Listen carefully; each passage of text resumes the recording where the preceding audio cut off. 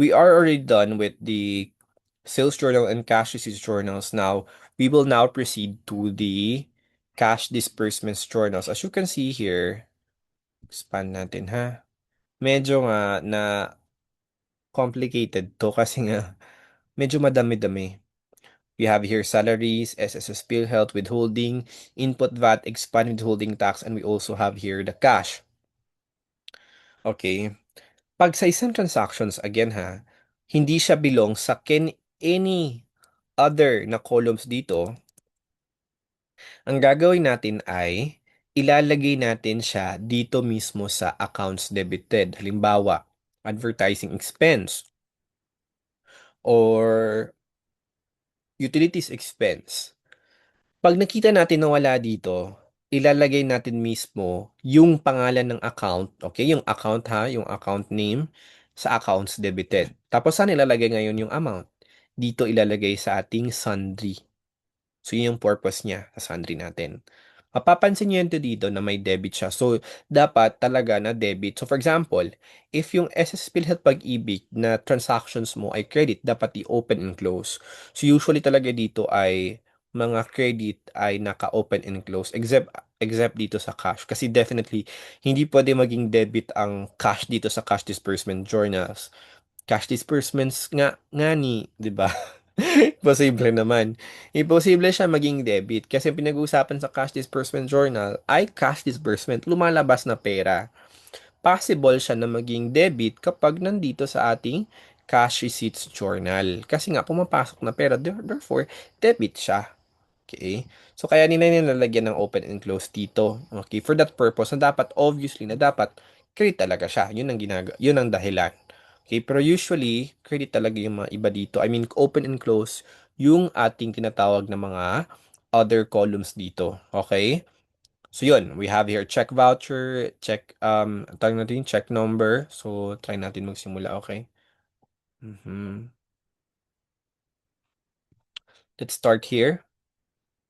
As you can see here, we have check voucher, di ba? Una na una talaga ang check voucher before tayo mag-prepare ng cheque.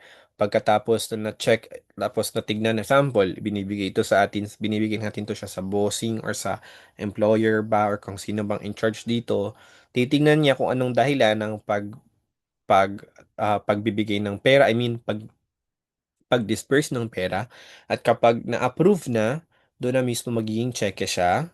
Okay? Tapos after maging cheque, ilalagay mismo siya at gagawin siya sa yung binigyan ng cheque, 'di ba dito? Si supplier A. Si supplier A naman ay dapat hinga natin ng official receipt. Okay? Ibig sabihin may receipt of cash na ibigay ng produkto na ibigay din ang tawag natin dito pera. So may receipts kaya nga pag may involvement of cash, official receipt yung binibigay. Okay? Sa end ng tawag natin dito ng supplier, dapat nagbibigay siya ng official receipt. Kasi naka-receive siya ng cash. From the word receipt, receives. Ewan ko. Related ba yun siya? Receipts or receive. Okay? So now, let's start with this one. Let's start with the date. Anong date nito? Usually kasi ginagawa ko, tinitingnan ko yung check voucher. Kaya dapat nauna yung check voucher. This is October 3. Makikita natin dito. Wait. Sana yun? Ito ang check voucher number. Yung check number, ito. Okay. Pwede din ito. Pwede din ito, ha? Aside from that, wait muna natin. Aside from the check number here, pwede din natin tignan dito. Ito. Bother na naman ako sa mukha ko. Wait lang ha, tanggalin. Okay, so, ito. Pwede din ito. Wait lang, parang nagugulat ako eh. Parang kinakabahan ako kasi akala ko walang audio. May na-record kasi walang audio, okay? So, kapag ganito sa check number, pero talagang 00 dito, huwag nyo na nang lagyan ng 00. Ito na lang, simulan na lang sa 53 or 001. Katulad lang talaga dito sa ating, ito siya. Oops. Yan. 532001. Okay? So, let's start. Let's start with this one. October. This is October 3. Date. A check voucher. A2001.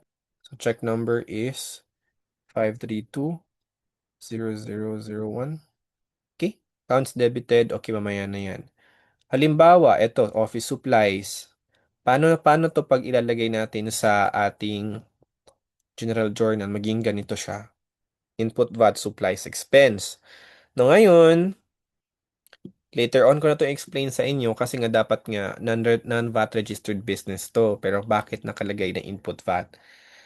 Tayo na lang mag-adjust kasi nakikita natin sa source documents, meron siyang VAT. Okay, so yun ang medyo nakaka-confuse. Okay, pero wag niyo na lang to isipin. Mag-record na lang talaga tayo ng input VAT since nakalagay talaga dito mismo. Okay? Tapos, bakit siya nakalagay na supplies expense? Ito input VAT, alam na natin, 'di ba? Kasi pag bibili tayo, dapat nagre-record tayo ng input VAT. Pero ang problema nga nito is bakit tayo magre-record ng input VAT? Eh, non-VAT registered business naman. So, wag niyo na akong tanungin.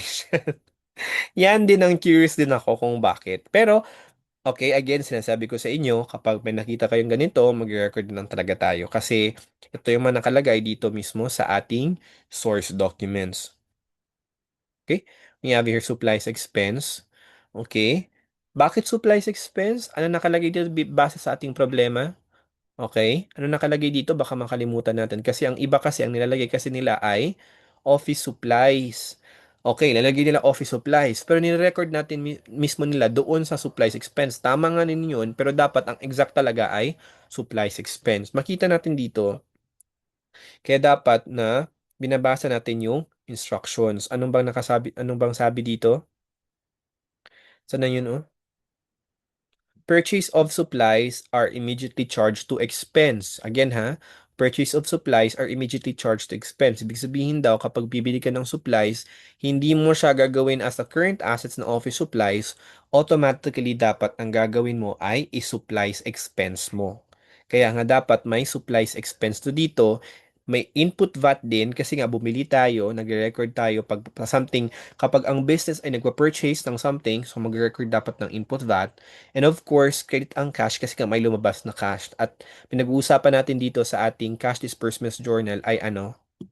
Disbursements. Ibig sabihin, lumalabas na pera. Okay? Kaya input VAT dito, kita natin input VAT, supplies, expense, and cash. Pero kapag dapat, hindi nyo na dapat gagawin ng ganito, dapat automatic na yan sa isipan ninyo. Sisimulan natin dito. Office supplies. Ginagawa natin is exactly ay dapat alam na natin. So, ito, supplies expense. Dapat, di ba no? Kasi dapat may, pag supplies daw, automatically supplies expense daw dapat. Wait, okay. Supplies expense, hahanapin natin dito. Meron bang supplies expense dito sa column? Wala, di ba? Kung walang supplies expense dito, ibig sabihin, ilalagay natin mismo dito sa ating accounts debited. Kapag wala. Again ha, ang ginagawa kasi ng iba is ganito, office supplies. Tapos pagdating sa pagjo-journalizing, pagpo-posting, nilalagay pa rin nila sa supplies expense. Which is okay naman talaga yun kasi hindi makaka-apekto. Pero, ang tama talaga ay, eto dito mismo ay supplies expense. Okay? Tapos, doon mismo, pagdating sa posting, dapat supplies expense din. Supplies expense, therefore, ang tanong dito, saan nilalagay ang amount? Dito mismo sa sundry. Ganun. Okay? Dapat ilalagay siya sa sundry. And we're done. Tapos, we're done with this office supplies. Ngayon, ang pangalawa, ano ang gagawin natin dito naman sa ating input VAT? Bakit alam ko na hindi to output VAT? Okay, kasi nga, purchase to.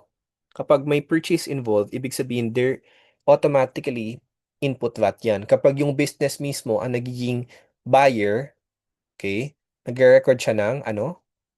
Anong record niya? Input VAT. Kapag yung seller ay nagiging yung seller is mismo nagbebenta, naging seller talaga, ibig sabihin siya, record siya ng output VAT. Pero in this case, hindi tayo magre-record ng output VAT. Kaya nga, yun ang weird. Input VAT lang. Okay. Wait,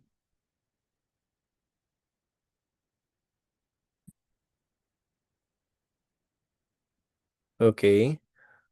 So, maghahanap tayo tapos na tayo sa office supplies, maghahanap tayo ngayon ng input VAT. Meron bang input VAT dito? Ayun, input VAT. Okay. Paminsan nilalagay nila na input tax. So, dapat intindihin nyo na dapat input VAT yun siya, ha? So, this is 240. Therefore, i-add lang natin. So, ito mismo, pangatlo, ito mismo yung cash. Okay, 2240. Kapag nalilito kayo, ano bang nilalagay nito sa cash? Dapat, ang tekniko dito is, kung ano yung amount na nakalagay dito mismo sa cheque, okay, ito yung mismo ko ilalagay ko dito sa cash. Yun ang teknikong ginagawa. Kapag nalilito kayo, yung sa mga amounts. Nilagay ko kaagad dito yung cash. Tapos, iniisip ko na, dapat ba ganito ang amount ng ganito? Okay? Kasi para, iniisip ko mo agad, 240. Okay? We're done with this one. Let's move sa pangalawa. Okay? Sana to? Ito naman, parang pareho lang, parang purchase lang din. Pero dito, office equipment. Baka ilagay nyo equipment expense ha. Supplies lang po yung pinag-uusapan natin na emergency charge to expense, hindi po equipment. So this is October 5. Yung check voucher natin ay 82, which is ito. Ito natin dito, no? Is 82, aha, which is 82002. And then 53002 yung check voucher natin. So hanapin mo natin yung office equipment. Okay? May office equipment ba dito? Hanapin natin. Walang office equipment. So therefore, maglalagay tayo dito ng pangalan na office equipment. Okay, yung amount ay 15,000. Mhm. Yun. So we're done. Next, anong gagawin natin? Ito namang input VAT. Alam natin yung input VAT to kasi nga bumibili yung business mismo. So hanap tayo ng input VAT dito. Okay? 1.8. So add natin tong dalawa. So, ang tanong is, paano naman kapag tatlo or compounding entry siya? So, halimbawa, kapag compounding entry to siya, let's say for example, supplies expense. So, wala na, hindi na kasya dito. Tapos, okay, so nakalagay na dito. So, lalagay natin dito is supplies expense. Ganyan. Example lang ha, compounding entry siya. Tapos, kung isang transactions lang naman sila, okay? So, kung gagawin dapat dito ay hindi ka na dapat maglalagay ng ganito. Okay? Hindi ka naman dapat maglalagay. Dapat blanco na to siya. Tapos ang sunod na transactions ay dito na siya nalagyan. Okay? So again ha, hindi na naglalagay dito pag isang transactions lang siya. Pero usually, pag sa servicing, dikit-dikit lang sila. Hindi siya pareho ng mga merchandising na meron talaga siyang dalawang sundry. Ito servicing hindi, usually hindi. Pero if ever lang in real life, yun ang ginagawa natin. At hindi naman talaga limited to dito ha. Again ha, for example, baka akalain nyo pag cash disbursements dapat ganito talaga siya. Dapat salaries talaga, SSS, PhilHealth withholding input. Nakadepende yan sa needs ng business.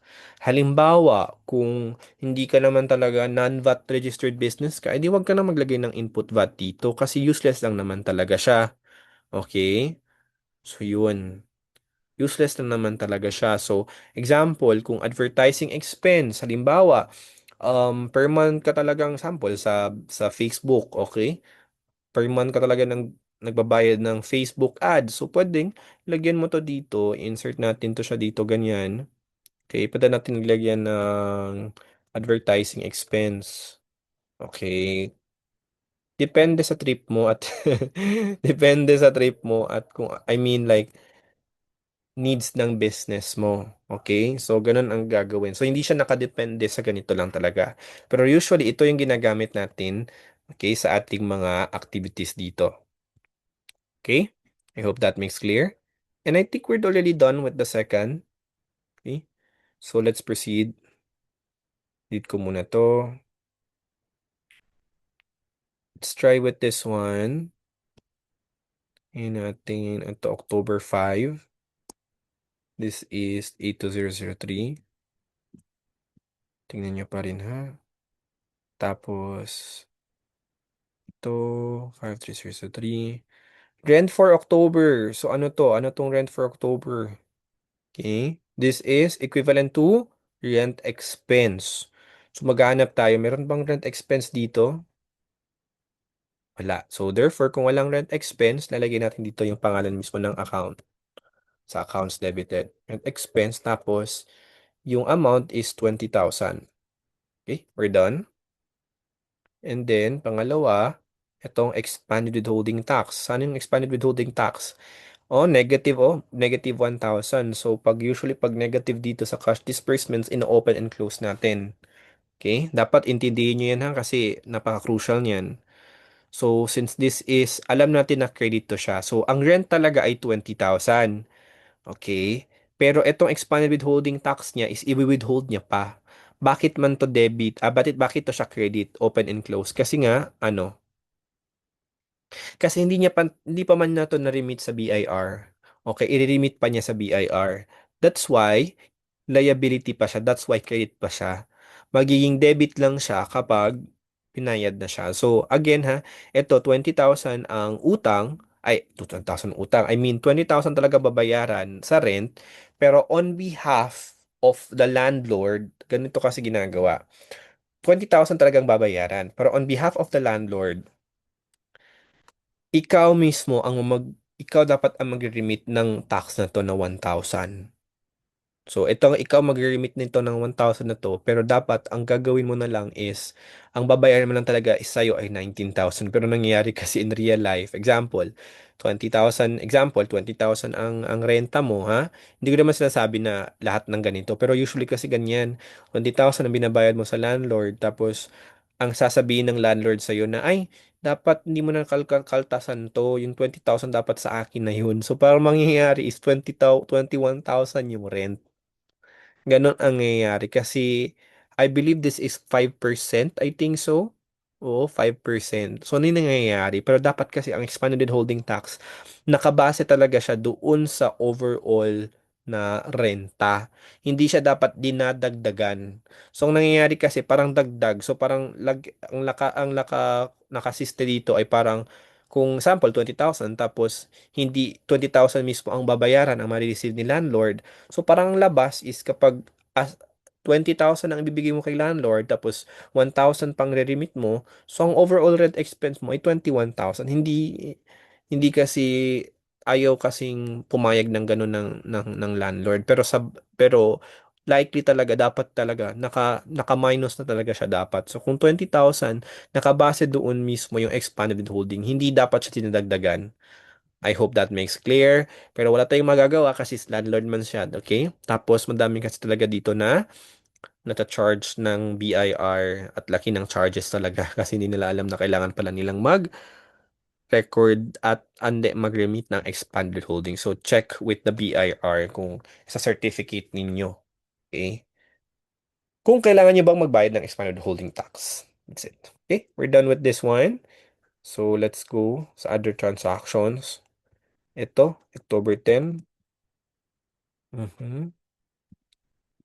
Yan.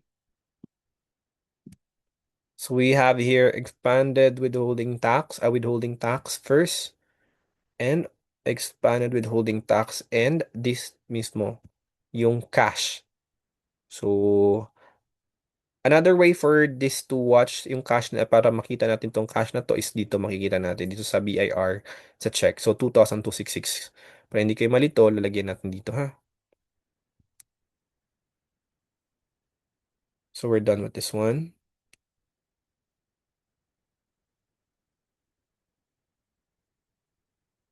We're done with this one. Now we go here sa ating withholding tax. Ano ba yung withholding tax natin? 1,266. So this is 1,266. And then expand withholding, this is 1,000. Kita nyo to dito. 'Di ba? Kapag credit daw, open and close, and then expanded withholding tax ay open and close kapag credit din. So, again, nagwi-withhold tayo. So, in this case, babayaran na nila. Kasi itong withholding tax and expanded withholding tax, pagdating dito sa ating books, sa account natin, this is a liability, and therefore credit talaga ang kanilang normal balance. Pero bakit dito at this point debit? Debit kasi hindi naka-open and close kasi nga babayaran nila, i-remit na nila. Okay, that's why minus siya. So for us to reduce the liability, we debit it. Okay? So 1,206. We're done. Oops, nakalimutan ko. So example, nakita natin dito, present ito, present to. Okay? So ibig sabihin wala siyang sundry. So, oh no. So, paano siya? Anong lalagyan natin sa accounts debited? Lagyan natin mismo yung BIR. Huwag yung lagyan ng BIR lang. Pwede natin lagyan ng payment to BIR. Okay, customize natin ganyan. Okay, and we're done. So, we'd have here, this is 10. And then this one. So, nahin natin to. Pag employee and employer share, ano to siya? Ano tong employee and employer share? Oh no, parang wala namang account dito na employer share at hindi natin makakita din dito sa mismong account sa chart of accounts. Okay? Ang employer and employer share po belongs here sa ating SSS PhilHealth Pag-ibig. So dito po siya nilalagay. Okay? So since etong 2520 for 180, as one lang yan sila. Okay? Dapat baka makalito kayo. Employee share saan dito? As one lang yan sila dito. Belong yan siya dito sa ating SSS PhilHealth Pag-ibig. Therefore, okay, as one lang siya. Tapos yung cash mismo ay 67 lang din. Again ha, pag nalilito kayo, tingnan nyo lang dito yung cash. Ano ba yung lumabas na cash dito mismo sa cheque? 67. So yun ang lalagay natin. And makikita natin dito, wala din siyang sundry. Kasi nakalagay na dito, meron na siya sa mismong column. So ang gagawin natin ay sa accounts debited. So lalagay natin dito mismo yung pangalan ng payee. SSS, PhilHealth, Pag-ibig. Sana all may pag-ibig. Yan. Okay, we're done with this one. Let's proceed with another one. October 10.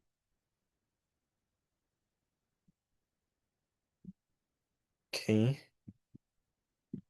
6. So, water consumption. Ito lang din ang medyo nako-confuse din ako at nung trainee pa lang ako. Water consumption kasi yung intindi ko, utilities expense siya for me. Pero, hindi pala siya utilities expense, it's utilities payable. Kasi, paano malalaman? Kasi meron nakalagay dito September 2020. Ito po lang palatandaan. Ibig sabihin, nung una pa lang, nung unang panahon, wait. Bakit nang ganito ang form, ang UC natin? Nung una pa lang, ganito na yung trip nila. Anyway, ito. Utilities expense. Utilities payable. Pero dito sa utilities payable, wait lang. Dapat naka-indent to. Okay, ganyan.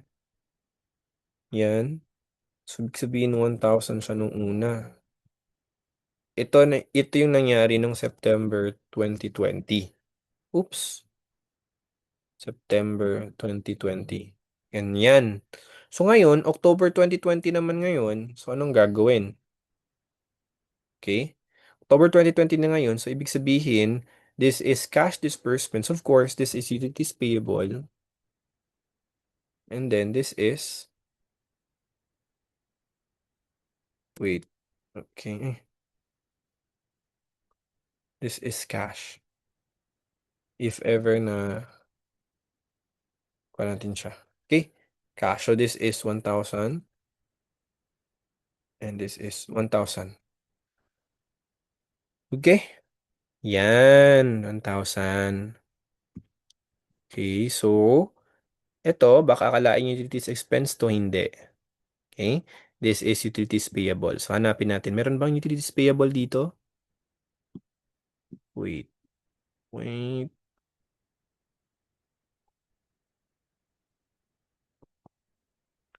Hanapin natin. Meron ba? Salaries? Wala. Okay? Lalagyan natin dito. Utilities payable. Okay. And then, this is 1,000. Then yung cash natin ay 1,000 din. Done. Now let's proceed with another one. This is also utilities. So, ang gagawin natin ay lalagyan ko lang ng ng distinction kasi dalawa silang utilities. Utilities kasi yung next. Lagyan natin 2B, cooperative. So, yun ang lalagyan natin para ma-distinguish natin siya kasi dalawa kasing utilities eh. Lagyan natin fund, lagyan natin 8. Okay, kasha ba? Okay, goods, kasha. So, this is, we're done with this one. Okay, proceed tayo sa another one. This is 10. This is 82007. 007. Okay, this is also utilities. So, lalagyan natin, copy-paste ko lang to. Tapos, pwede po yan siya ha. Pero, ang ni-record talaga doon mismo sa posting, okay, sa ledger, is utilities payable lang. Nilagay lang to dito para ma-distinguish. So, pwede lang yan siya. I-dash lang natin. Okay. Cooperative. Nalagay natin ay electricity company. Okay. So, yung sandry nito, this is 4,000. Oops. Sobrahan. 4,000. Good. We're done. We're done with this one. Let's proceed with another one. So, lagyan mo natin yung date. The compounding entry to. Another compound entry. It's 15. 82008. Ito.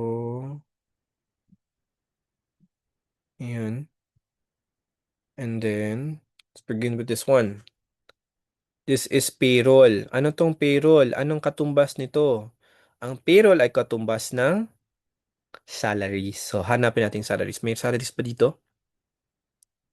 Meron. This is 24,000. Okay?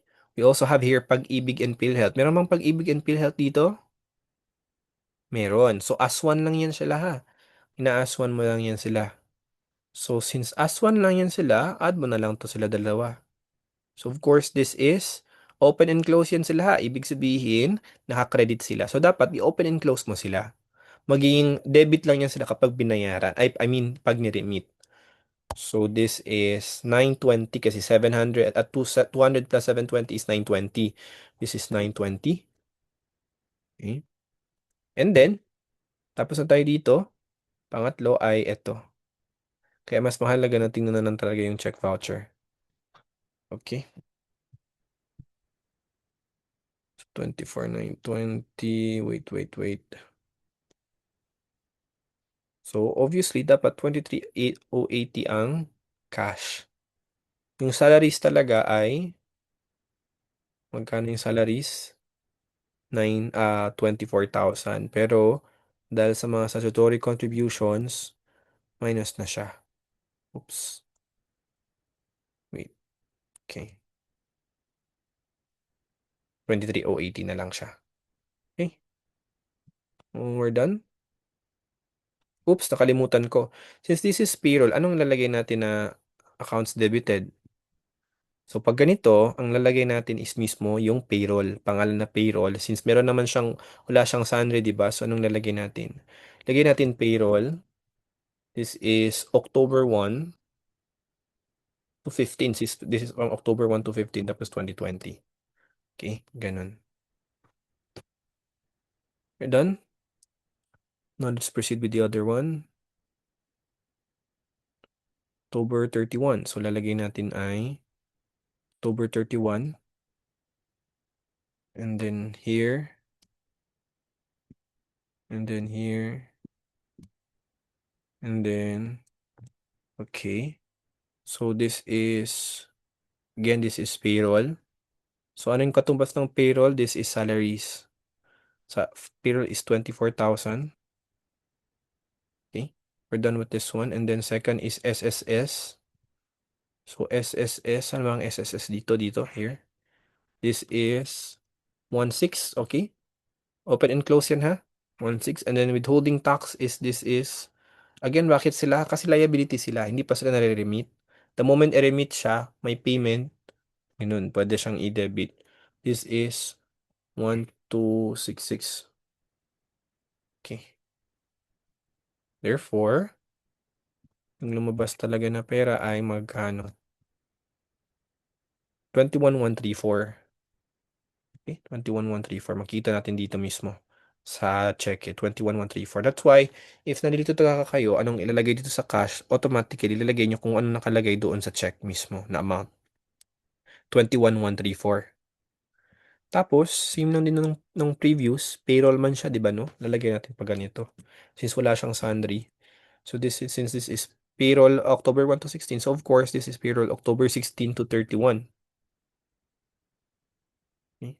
Base dito nakikita natin. Okay? Now we're done. We have here the another 31 also. This is 82010. Oops. Okay. Now, this is cash withdrawal by owner. So, ano ba yung katumbas niyan pagdating dito? Kasi I think so walang withdrawal dito mismo sa columns. Meron ba? Wala. So, pag hanapin natin dito, by owner 1 month. So, ano nakapangalan? Ano nakapangalan dito? Owner 1 capital. So, ito yung lalagay natin. Owner 1 capital. Okay, this is 20,000. Oops. Okay. Tapos, yun lang. Basta pera ay 20,000 din. Mhm. Kaya unahin talaga yung check voucher, ha? Okay, we're done with this one. Let's go with another one.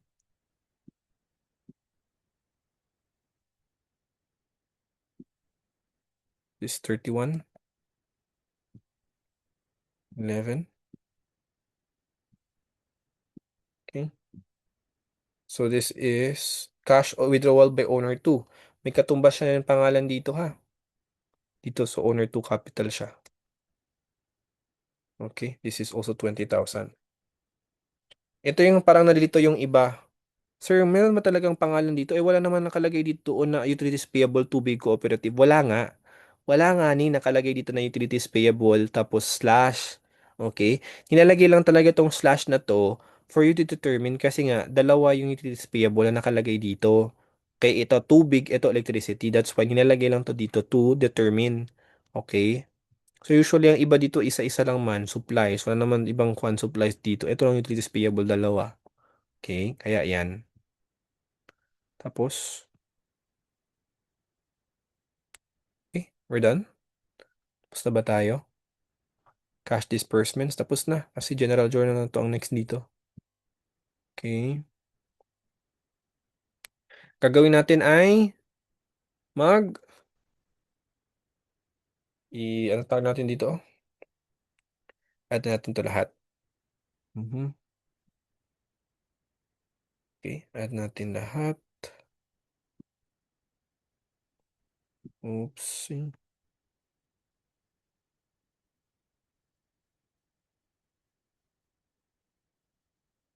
Mhm.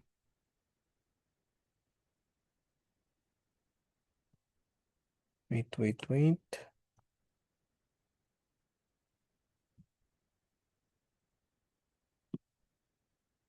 Tapos, peso sign, double line.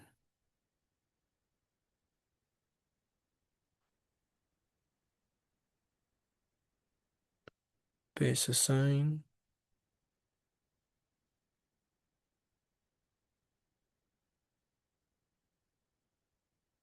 Okay. Tingnan ko muna kung tama ba yung mga amount.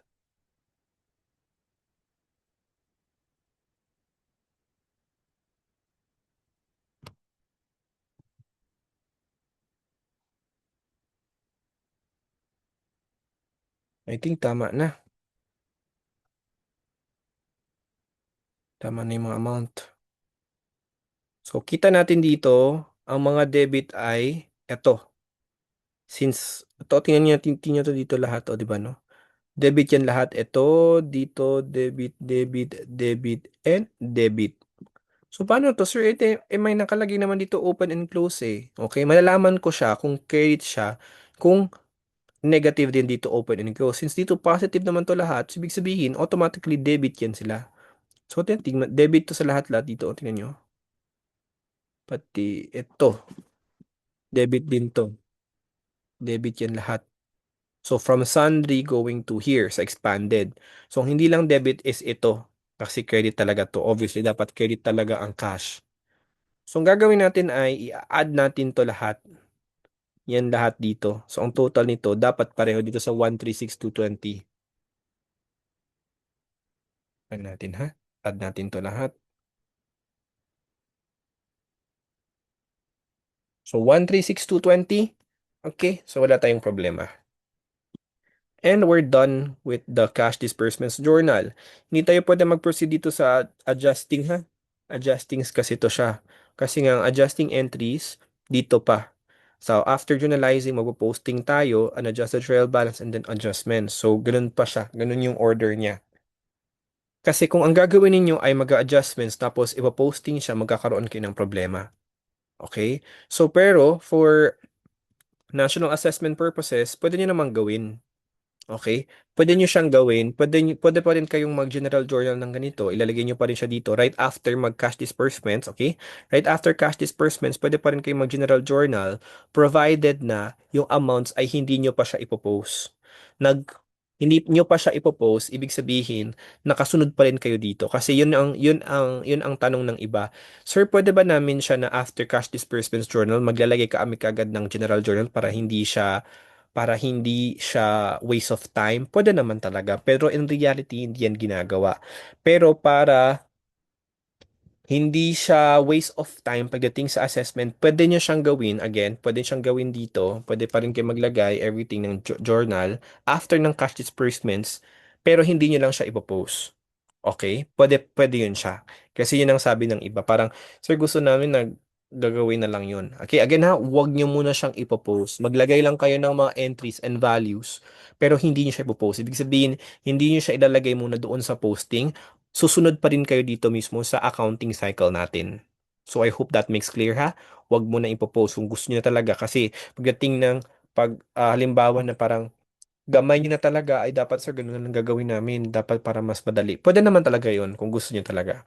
Pero ngayon hindi natin gagawin kasi nakasabi dito after ng journalizing o posting natin, adjustments ay pagkatapos pa ng paggawa natin ng unadjusted trial balance sa worksheets. Okay? And we're done with the journalizing. We will go to the posting next.